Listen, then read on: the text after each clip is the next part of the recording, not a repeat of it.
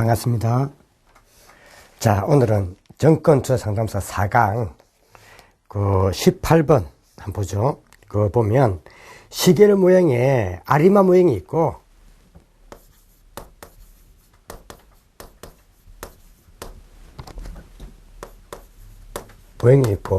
그 밑에 보면 거시경제 계량 모양이 있습니다.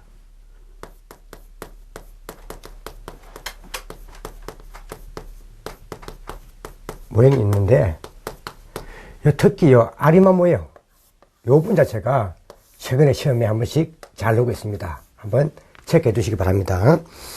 요 두 개를 한번 비교해 보면 요 아리마 모양은 주로 시계열 모양입니다.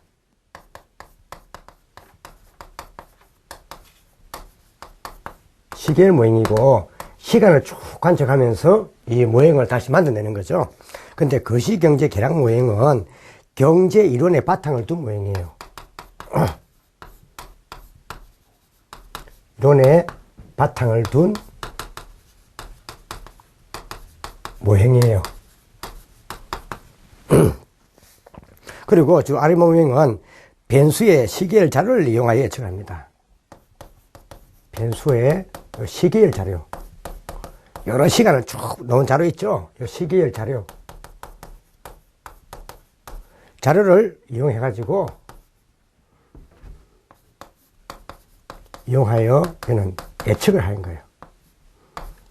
앞으로 어떻게 흘러갈까, 경기 어떻게 흘러갈까, 이걸 예측을 하는 거죠.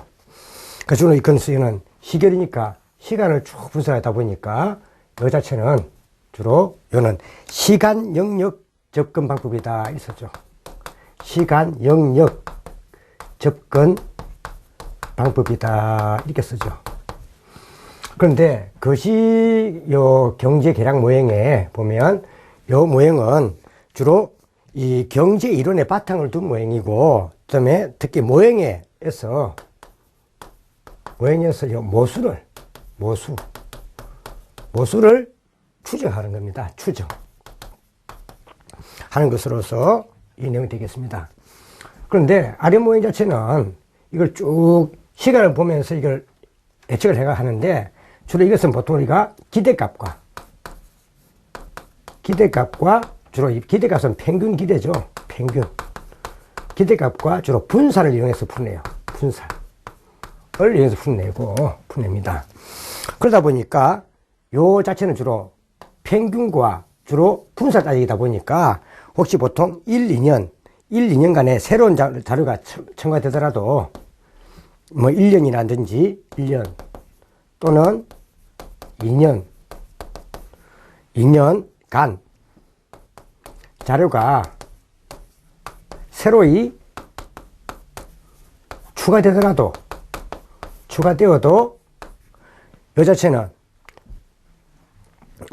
모수치가 모형의 모수치가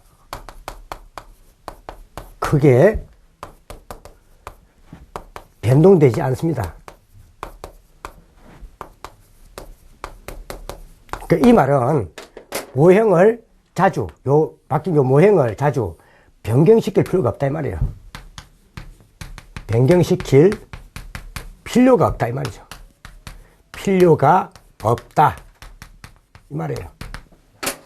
그런데 거시경제 계량 분석 이 자체는 주로 보면 이것은 이는 불규칙 변동 요인이 개입할 때, 우리 앞에 불규칙 변동 요인 했죠?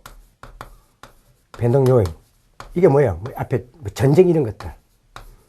천재지변 이런 거 있죠? 이런 것들이 요인이 주로 개입되면 이는 커다란 오차가 발생할 수 있습니다. 오차가 발생할 수 있습니다.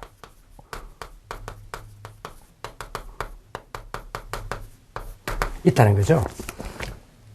주로 이는 보통 앞에 왜 그런가면 경제 이론의 바탕을 두고 하기 때문에 주로 보통 이 경제 이론에는 주로 불규칙 변동 요인을 잘 고려하지 않습니다. 아직은 특이하게 발생하기 때문에 안기 또 이런 게 발생하면 커다란 오차가 발생할 수 있습니다. 그런데 불규칙 변동 요인이 아니라면 상대적으로 이 이론도 상당히 공전성이 있습니다. 그런데 여기서 우리가 한번 구축 과정을 보면 모형의 구축 과정을 보면 요 모형을 만들 때 구축 과정을 보면 주로 요 아리마 모형은 주로 제일 먼저 식별을 하고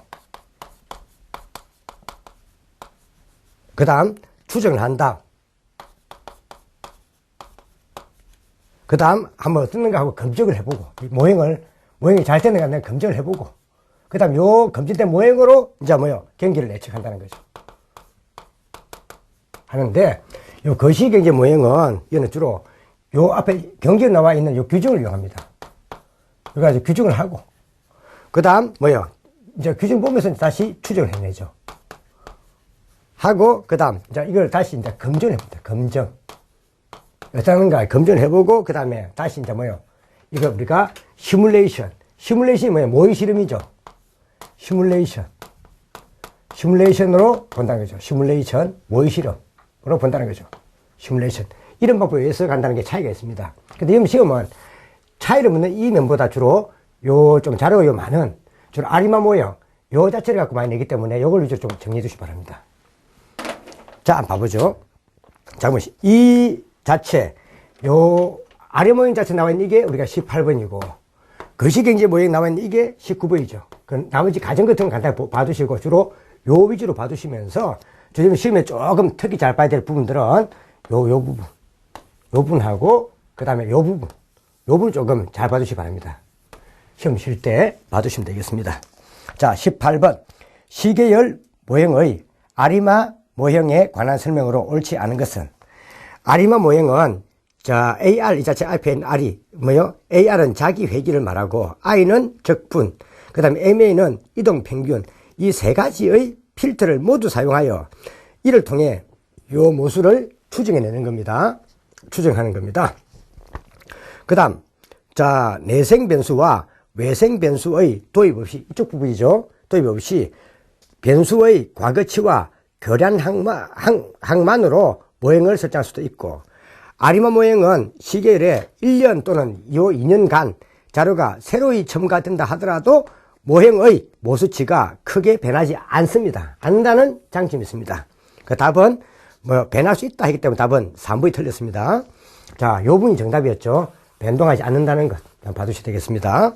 그 다음 자료가 불충분한 통계 자료의 경우에는 보관과 외삽을 통해 가지고 시계열의 연소성을 유지할 수도 있다. 한번 봐두시고요. 그죠? 답은 특히 요 부분 좀 잘 봐두시겠습니다. 여기다 제가 정답 맞춰놨습니다. 그 정답은 3번이 되겠고요. 그래서 요 부분 좀 잘 봐두시라 했습니다. 다음, 거시경제 계량 모형의 제약 및 유형성에 관한 설명을 틀린 것. 그래서 이 부분인데, 요 부분 제가 좀 참고를 봐두시라 했습니다. 주로 요거 한번 봐두시라 했어요. 자, 현실 경제에 작용하는 요인 모두를 변수화할 수 없기 때문에 오차는 항상 필연적으로 발생하죠. 주로 이런 경제 이론 바탕을 두기 때문에 경제 이론들은 현실에 관계된 것을 모두 다 반영할 수는 없죠. 없기 때문에 반드시 만다고요 오차는 발생할 수 있다는 겁니다. 천재지변이나 전쟁 등과 같이 갑자기 일어나는 변수에 대해서 이게 천재지변이나 전쟁 이게 불규칙 변동이죠. 이런 요인에 대해서 오차 관리가 가능하다. 이게 아니죠. 이런 요인은 요 경제 이론에 반영 안 되기 때문에 이런 것들이 개입되면 커다란 오차가 발생할 수 있다는 겁니다. 그래서 오차 관리가 어렵다 해야 되겠죠. 가능하다가 아니라 천재지변이나 전쟁은 불규칙 변동 요인이죠. 그래서 오차 관리가 어렵다 이래야 되겠네요. 다음 정답은 2번이 되겠죠.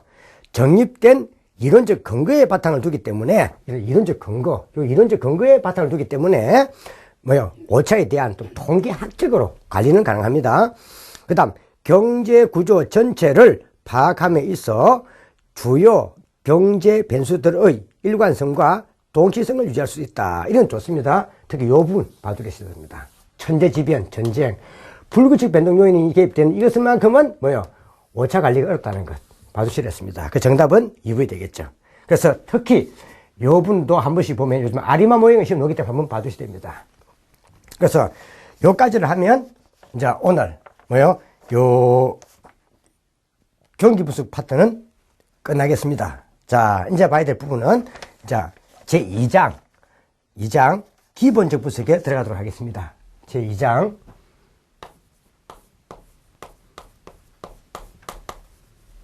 적 분석이죠.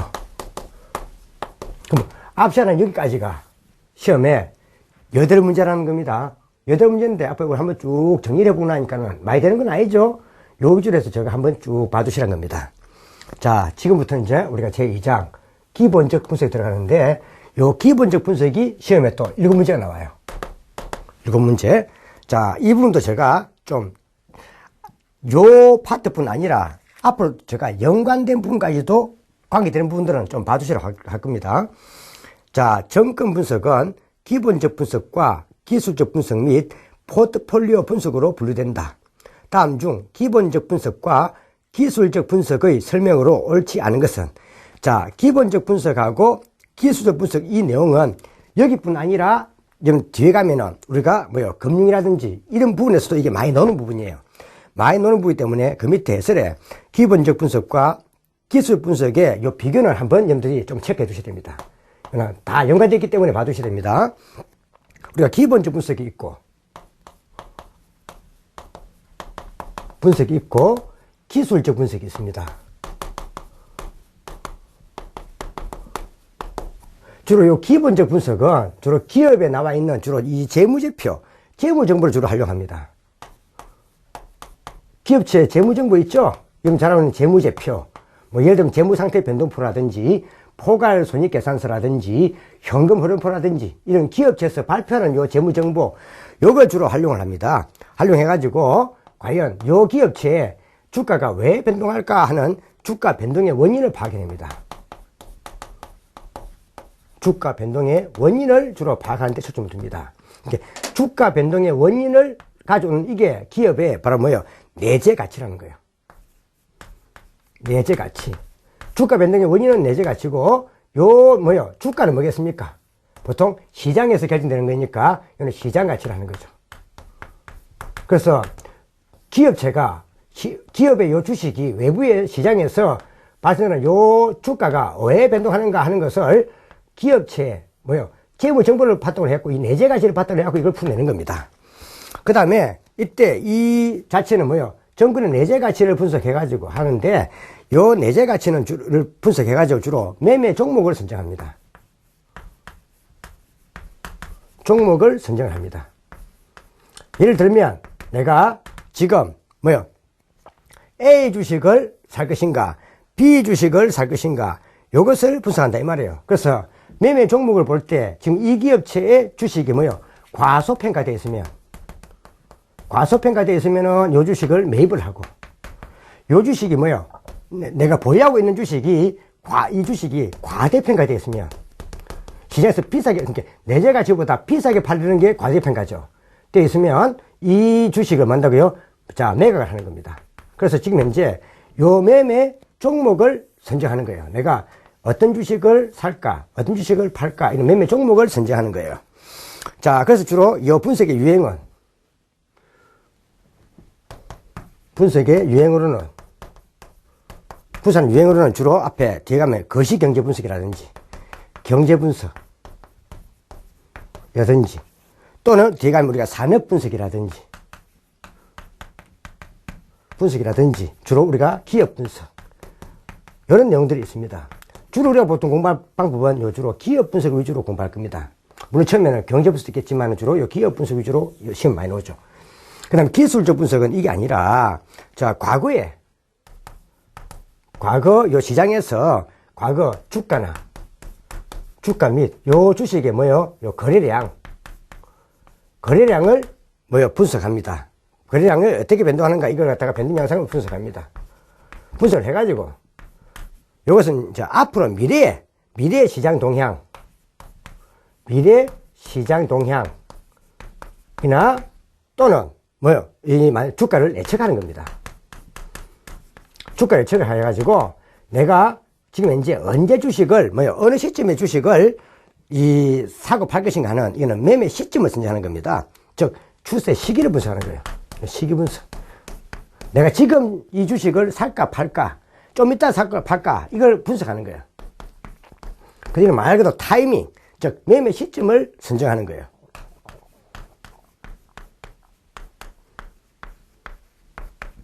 선정합니다. 그러다 보니까 요 말 그대로 요 같은 경우는 요 기술 분석 같은 경우는 사람들이 뭐요 주식을 사고 팔고 거래된 걸 보기 때문에 이 투자자의 뭐요 심리 상태도 고려한다는 거예요. 투자자의 심리 상태도 고려할 수 있다. 심리 상태도 파악이 가능해요. 파악이 가능하다. 근데 요거는 기업체의 재무 정보를 바탕하기 때문에 투자자의 심리 상태는 파악을 못 하겠죠. 근데 이거는 투자자의 심리 상태도 파악할 수 있다는 거죠. 그 주로 많이 쓰고 있는 것은 우리가 뭐 봉도포 이런 거, 도포 분석이라든지, 그 다음에 뭐요 패턴 분석, 뒤에 하겠죠. 추세 분석. 이런 것들을 많이 이용하는 게 요 부분이 되겠습니다. 요거는 한번 여러분들이 좀 비교해 주셔야 됩니다. 그래서 과거에 요 주식이 어떻게 거래되었는가, 주가가 어떻게 변화됐는가를 주식 시장을 위주로 보면서 미래의 시장을 예측하는 것은 주로 기술적 분석이고 도포 등을 이용하는 거고, 기본적 분석은 기업들의 재무 정보를 바탕으로 해가지고 주가가 왜 이렇게 변동하는가, 이걸 파악하는 것은 주로 기본적 분석이라는 거죠. 물론 요 두 개는 상당히 연관성이 있겠죠. 자, 그래서 내가 어느 주식을 사고 팔까 하는 요 매매 종목을 선정하는 이거는 기본적 분석이고, 언제 내가 사고 팔까 하는 요 매매 시기를 파악하는 것은 기술적 분석이다. 이렇게 보시면 되겠습니다. 자, 그럼 한번 봐보죠. 이건 좀 봐주셔야 되겠죠. 비교를. 자, 1항. 주가 예측 과정에서 기본적 분석은 재무 정보를 활용하지만, 자, 주로 기본적 분석은 뭘 활용한다고요? 재무 정보를 활용하지만, 기술적 분석은 재무 정보를 활용하는 것이 아니라 주로 증권 시장에서 주가의 변동이나 주식의 거래량을 활용하기 때문에 기술적 분석은 재무 정보를 활용하지 않는다. 맞는 말이죠? 자, 기본적 분석은 경제 요인, 경제 요인이라든지 산업 요인이라든지 기업 요인 등 주가 변동 원인을 분석하지만, 주가 어떻게 변동했는가 하는 원인을 파악한다. 내재 가치를 파악해서, 기술적 분석은 정권 가격이 주가죠. 주가 및 거래량의 변동 양상에 대한 과거의 추세와 패턴을 관찰하는 거예요. 물론 목적은 미래의 주가나 요 주식의 주가의 변동 양상을 예측하기 위해서 하는 겁니다. 자, 기본적 분석의 목적은 정권의 내재 가치를 분석해가지고, 자, 분석해서 과대된 이런 주식을 찾아내는 거예요. 찾아내는 거고, 선정하는 거고, 그 다음 기술 분석은, 목적은 미래의 주가를 예측해서 정권의 매매 시점을 찾는 거예요. 자, 그 다음 기본적 분석은 기술적 분석에서 파악할 수 없는 투자자의 심리 상태도 파악할 수 있다. 이게 바뀌었네, 그죠? 어떻게 되겠습니까? 투자자의 심리 상태를 파악할 수 있는 것은 기술적 분석이죠. 따라서 어떻게 바꿔야 되겠습니까? 기술적 분석은 기본적 분석에서 파악할 수 없는 투자자의 심리 상태도 파악할 수 있다. 즉, 앞에 있는 기술적 분석과 기본적 분석과 기술적 분석의 순서가 바뀌어야 되죠. 그 답은 4번이 되겠습니다. 한번 봐두시고, 그 다음 2번. 자, 경제 변수가 주가에 미치는 일반적인 영향에 관한 설명으로 옳지 않은 것 되어 요 분 한 장 우리 넘겨서 한번 자료부터 한번 봐보시죠. 위압부터. 보면 해설에 거시경제 변수와 주가 간의 일반적인 관계가 있습니다. 관계 있는데, 이걸 보시면은 특히 봐야 될 것은 금리의 변화하고, 그 다음에 통화량의 증가하고, 그 다음 물가의 변화, 그 다음 환율의 상승, 이 네 가지로 크게 보면 되는데, 여기서는 여러분들 특히 요 세 가지 위에 금리의 변화, 그 다음 통화량의 변화, 물가의 변화, 이거는 좀 봐주셔야 되겠습니다. 이것도 우리가 앞에 간단히 보면 많이 본 거죠. 본 것을 한 번 더 우리가 또 정리하다 보면 됩니다. 금리가 변한다. 금리 변화. 이거 한번 봐주셔야 되는데, 자, 금리가 상승한다 봅시다. 금리가 상승을 하면, 지금 이제 우리는 기본적 분석이니까 재무 정보를 보는 겁니다. 자, 보면 금리를 표하면은 기업체에서는 요 돈을 빌려와서 투자를 하죠. 그럼 기업체 쪽에서는 자본 비용이 증가합니다. 자본 비용이 증가합니다. 자본 비용이 증가하면 당연하게 기업에서는 이자 부담 때문에 투자를 줄이겠죠. 투자가 줄어듭니다. 줄어드니까 당연하게 기업의 투자를 줄이면 기업의 가치가 떨어지죠. 떨어지니까 뭐예요? 주가는 하락한다는 거죠. 결론은 뭐가 되겠어요? 금리하고 주가는 어떻게 움직인다고요? 반대로 움직인다는 겁니다. 앞뒤에 설명한 거죠. 자, 금리와 주가는 반대로 움직인다. 봐두시고. 다음 두 번째, 통화량의 증가가 있습니다. 이 통화량의 증가는 단기, 중기, 장기로 구분해 두었습니다. 증가. 이 통화량의 증가를 보면 단기를 설명할 때 유효한 게 주로 뒤에 가면 우리가 요 유동성 효과라는 겁니다. 유동성 효과. 그 다음에 우리가 중기를 주로 설명할 때 유용한 부분이 이게 소득 효과라는 거예요. 효과. 그 다음에 장기를 설명할 때 유용한 것이 PC 효과라는 겁니다. 효과라는 겁니다. 요걸 세 개를 구분해 놨습니다. 그 다음에 그러면 이제 봅시다. 자, 유동성 효과는 뭘까? 자, 지금 현재 만약에 통화량이 증가합니다. 양이 증가하면 당연히 금리는 하락하겠죠. 금리는 하락할 겁니다. 금리가 하락하면 당연하게 단기적으로는 뭐예요? 단기적으로는 금리와 주가는 반대니까 주가가 상승할 겁니다. 금리가 주가가 상승할 겁니다. 근데 자, 우리가 중기의 소득 효과를 보면 이제 요 금리가 하락한다는 거죠. 금리가 하락하면 당연하게 자, 사람들의 뭐요? 투자, 화폐 수요가 증가합니다.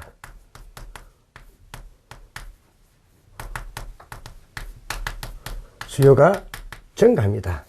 투자 화폐 수요가 증가하면 당연하게 뭐가 되죠? 자, 금리가 다시 올라가죠. 금리가 상승하면서 중기적으로는 주가가 떨어진다는 거죠. 그 다음 PC 효과가 하면 자, 당연하게 통화량이 증가하면 자, 지금 현재 또 뭐예요? 자, 이거 보면 통화량이 증가하면은 당연하게 인플레, 물가가 상승합니다. 물가가 상승하면 사람들은 당연하게 뭘 하겠죠? 자, 상대적으로 저렴한 금리를 빌려가지고 실물을 살려 하다 보니까 금리가 하락한 여차가 물가 상승시키면서 당연히 다시 뭐요? 화폐 수요가 증가하기 때문에 금리가 올라간다는 거죠. 똑같죠? 올라가면서 주가는 하락한다는 겁니다. 그래서 단기적으로는 통화량의 증가가 주가를 상승시키지만 장기적으로는 다시 뭐요? 이때 소득 효과와 PC 효과에 의해서 다시 금리를 상승시켜서 주가를 다운시킨다는 겁니다. 이걸 이해하죠. 그래서 통화량의 파급 효과는 앞에 얘기했지만 상대적으로 외부 시차가 길다는 거예요. 이런 식으로 여러 가지 과정에 의해서 통화량은 발생한다 이 말입니다. 그다음 참고로 세 번째 요 물가 변동 한번 봅시다. 물가 변동과 주가는 어떤 관계를 갖추느냐. 지금 주가를 알아보는 겁니다. 내재 같이 보면 이때 인플레도 완만한 인플레가 있고 급격한 인플레가 있습니다.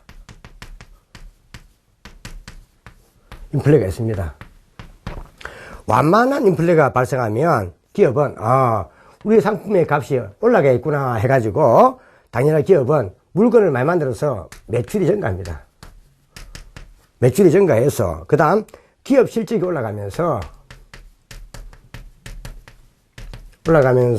당연하게 주가가 상승한다는 거죠. 그러나 급격한 인플레가 발생해버리면 갑자기 기업체 원자재 가격 등이 급등합니다. 가격 등이 오히려 물건 값의 상승보다 원자 가격 등이 더 크게 뛴다는 거죠. 뛰면 기업체는 물건만 만들어봤자 오히려 비용이 더 많이 들기 때문에 기업의 실적이 떨어집니다. 떨어지면서 주가는 하락한다는 거죠. 그래서 이게 완만한 인플레이션인가 급격한 인플레이션 봐도 됩니다. 그래서 완만한 인플레이션은 오히려 주가를 상승시키는 데 기여하지만 오히려 급격한 인플레이션은 주가를 하락시킨다는 것. 그 다음에 한 게 이제 환율의 상승인데, 환율의 상승이 있는데, 앞에 이 환율의 상승 한번 봤죠? 근데 여러분들 특히 이 수출기업 좀 알아주십시오.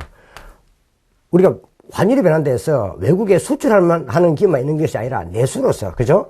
우리나라에만 물건을 판매하는 기업도 있습니다. 그래서 이는 수출 산업을 본다면, 기업에서 본다면, 당연하게 환율이 인상되면 외국 상품, 달러로 표시된 우리나라 상품 가격이 하락합니다. 하락하기 때문에 수출이 증가할 것입니다. 증가하면 당연하게 이 기업의 실적이 증가하고 실적이 향상되고 그 다음 주가는 상승한다는 거죠. 그래서 환율의 인상은 수출 기업 같은 경우는 주가를 상승시킨다는 것 한번 봐두시고, 근데 참고로 보통 보면 이 주가하고 우리가 일반 경기에 보면 일반 경기보다는 주가가 더 선행한다는 거죠. 사람들은 경기가 좋아질 것이다 예상되면, 경기가 좋아질 거라 예상되면 주가가 올라갈 거라 생각해서 주식을 미리 산다는 거죠. 그래서 주가가 먼저 움직이고 그 다음 경기가 후에 간다는 거죠. 그래서 일반 경기보다는 주시장이 더 먼저 움직인다는 걸 한번 봐주셔야 됩니다. 여러분들 어떻습니까? 이 보니까 경기가 좋아지겠다 생각되면 미리 주식들을 사둘라 하죠. 주가가 올라가면 나중에 싸게 산 주식보다 주가 올라가면서 주식에 매매 차익이 생기기 때문이죠. 자, 이걸 이해하는 겁니다. 자, 그러면 한번 2번 문제 한번 봐보죠. 거시경제 변수가 주가에 미치는 일반적인 영향에 관한 설명으로 옳지 않은 것은, 그러니까 이거는 앞에 제가 설명했던, 이건 주로 뭘 의미하는 거예요? 주가 변동 원인을 파악하는 거니까 주로는 기본적 분석에 들어가는 거죠. 자, 경기가 좋아지면 주가가 상승하죠. 상승합니다. 근데 단기적으로 주가는 일반 경기에 후행하는 것이 아니라 선행합니다. 경기가 좋아지겠다 예상이 되면 주가의 상승을 예상하고 미리 주식을 사둔다는 거죠. 그래서 주가가 일반 경기보다 더 선행한다는 거예요. 그 정답은 1번이 되겠습니다. 1번. 금리가 상승하거나 또는 물가가 급격하게 상승하는 경우 주가는 하락한다. 이거는 뭘 의미하는 거예요? 앞에 금리가 상승해도 주가가 떨어지고 급격한 물가 상승인 인플레가 발생해도 주가는 하락합니다. 그죠? 자, 이걸 엮어놓은 거죠. 두 개를. 통화량의 증가는 단기적으로는 유동성 효과에 의해서 주가를 상승시키지만 중기나 장기적으로는 소득 효과와 피치 효과에 의해서 제가 앞에 얘기했지만 주가를 하락시킨다. 이 말이죠.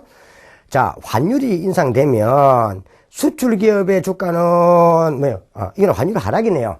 환율이 하락되면 상대적으로 달러로 표시된 우리나라의 수출 상품 가격이 올라가 버리죠. 올라가 버리니까 수출이 감소하겠죠. 거꾸로 갔죠. 감소하고 수출이 감소하니까 기업 실적이 악화되면서 수출 기업의 주가는 하락하겠죠. 하락하고 원자재 가격이 올라가도 기업체는 안 좋기 때문에 뭐 한다고요? 주가는 하락한다. 이거죠. 그래서 원자재 가격 상승은 어디서 같이 묶으면 되겠습니까? 여기서 묶으면 되겠죠. 묶어봐도 주가는 하락한다. 그래서 제가 여기 한번 묶어본 거고 한번 같이 보면 되겠습니다. 그래서 이분도 한번 별표로 정리해 두셔야 됩니다. 별표 정리해서 한번 정리해 두셔야 됩니다. 제가 이렇게 크게 정리해 둔 부분들은 요 부분 속에서 시험 나오기 때문에 제가 한번 같이 묶어 둔 겁니다. 이것도 한번 별표로 묶어 봐야 되겠습니다. 자, 그래서 이번 시간 한 거는 조금 몇 문제는 안 되지만 상당히 좀 큰 부분들입니다. 그래서 여기 나와 있는 문제들이 좀 여러분들이 단조롭게 짜금 되어 있는 것을 제가 크게 묶어서 한 거기 때문에 여기 있는 내용들 보통 일반 교재를 보면 약 한 5페이지, 6페이지 가는 분량들이에요. 이걸 정리해 두기 때문에 한번 쭉 보면서 정리해 두시면 상당히 편할 겁니다. 자, 오늘은 여기까지 하고 다음 시간에 뵙도록 하겠습니다. 오늘 수고 많으셨습니다.